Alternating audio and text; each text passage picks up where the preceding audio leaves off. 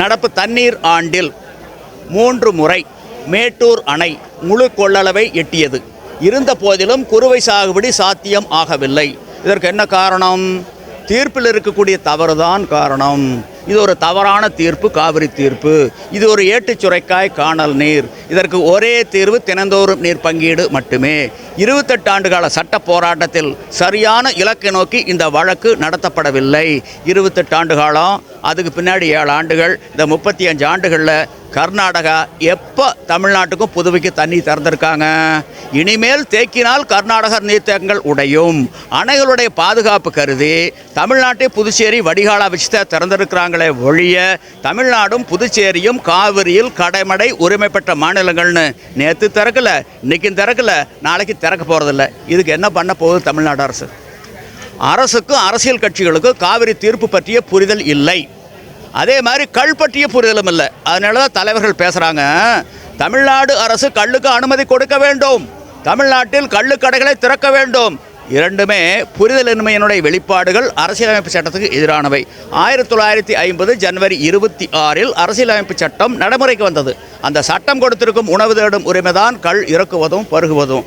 கலப்படத்தை காரணம் காட்டி தமிழ்நாடு அரசு அநியாயமாக அந்த உரிமையை பறித்து கொண்டது.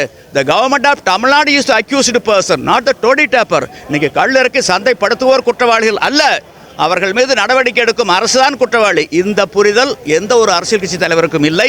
இதனுடைய வெளிப்பாடு தான் அசம்பிளியில் ஒரு சட்டப்பேரவை உறுப்பினர் பதிவு பண்ணுறாரு, தமிழ்நாடு அரசு கள்ளுக்கு அனுமதி கொடுக்க வேண்டும், தமிழ்நாட்டில் கள்ளுக்கடைகளை திறக்க வேண்டும். இந்த ஒரு தேசிய கட்சியினுடைய மாநில தலைவரும் பதிவு பண்ணுறாரு. இவர்களுக்கு கள் பற்றிய புரிதல் இல்லை, காவிரி தீர்ப்பு பற்றிய புரிதலும் இல்லை. தினந்தோறும் நீர் பங்கீடு ஒன்று தான் தீர்வு காவிரிக்கு. கர்நாடக காவிரியில் வரக்கூடிய நீரை தீர்ப்பின் விகிதாச்சாரப்படி, என்ன விகிதாச்சாரம்? கர்நாடகாவுக்கு 284.75 டிஎம்சி, தமிழ்நாட்டுக்கும் புதுச்சேரிக்கு 177.25 டிஎம்சி, கேரளாவுக்கு 21 டிஎம்சி. இந்த விகிதாச்சாரப்படி கர்நாடக காவிரியில் வரக்கூடிய நீரை தினந்தோறும் பங்கிட்டு அந்தந்த மாநிலங்களுக்கு கொடுத்து விட வேண்டும். தமிழ்நாட்டுக்கும் புதுச்சேரிக்கும் உண்டான உரிமை நீர் ஒரு சொட்டு கூட கர்நாடக நீர்த்தேக்கங்களில் தேக்கக்கூடாது. இதுதான் தீர்வு. இன்னைக்கு துரைமுருக அவர் சொல்றாரு, எந்த கொம்பனாலும் மேகதாதுவில் அணை கட்டி விட முடியாது, நடக்காதுங்கிறாரு. ஏன்?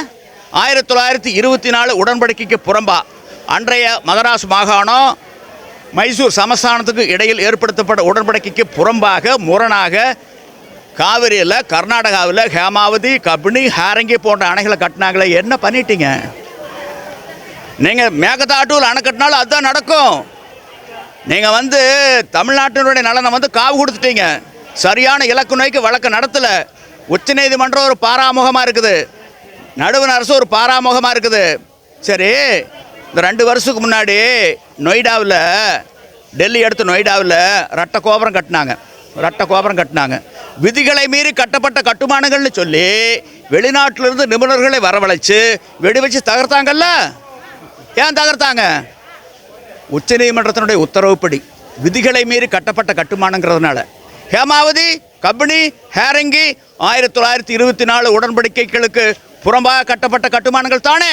இதை பிடிக்கிறீங்க. இதுக்கு என்ன பதில்? உச்சநீதிமன்றம் சொல்லக்கூடிய பதில் என்ன? மத்திய அரசு சொல்லக்கூடிய பதில் என்ன? மீனுக்கு வாலை, பாம்புக்கு தலையும் காட்டுறீங்க. இதுதான் காவிரி தீர்ப்பு. ஆக சுதந்திரத்தினுடைய விலை மக்களுடைய விழிப்புணர்வு. மக்களாகிய நாங்கள் செம்மறியாடுகளாக இருக்கின்ற வரை ஆட்சியாளர்கள் ஓநாய்களாகத்தான் இருப்பார்கள். இது காவிரி தீர்ப்பு சரியான எடுத்துக்காட்டு. எங்களை பொறுத்தளவில் இரு மாநில உறவு மேம்பட வேண்டும், மோதல் போக்குக்கு முற்றுப்புள்ளி வைக்க வேண்டும், இறையாண்மை ஒருபாடு வலு சேர்க்க வேண்டும். இதற்காக தினந்தோறும் நீர் பங்கீடு என்ற அம்சத்தை தீர்ப்பில் இடம்பெற செய்ய வேண்டும். இதற்காக தமிழ்நாடு அரசு உடனடியாக நடுவர் மன்றத்தில் ஒரு மறுசீராய்வு மனுவை தாக்கல் செய்ய வேண்டும். ஏற்றுக்கொண்டால் வரவேற்போம், இல்லாமல் போனால் உச்சநீதிமன்றம் செல்ல வேண்டும். அங்கும் அவர்கள் உதாசீனப்படுத்தினால் 40 நாடாளுமன்ற உறுப்பினர்கள் பாராளுமன்றத்தை முடக்க வேண்டும்.